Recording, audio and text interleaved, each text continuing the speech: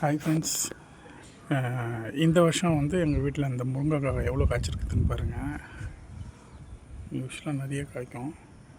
இந்த வாட்டி நிறைய எடுத்துட்டேன். இப்போ தான் லேட்டாக போடுறேன் வீடியோ. நல்ல டேஸ்ட்டாக இருக்கும் இந்த முருங்கைக்காய். நல்ல லென்த்து வரும்.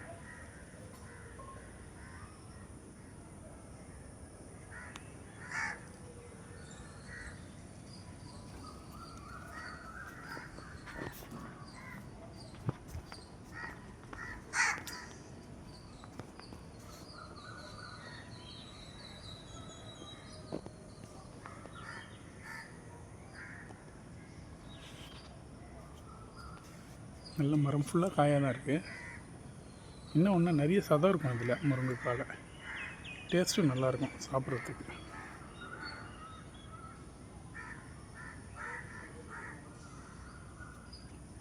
ஏற்கனவே பப்பாளி போட்டிருந்தேன். அது அந்த மரத்தில் இருந்தால் நான் மாடியிலேருந்து எடுக்கிறேன். இப்போ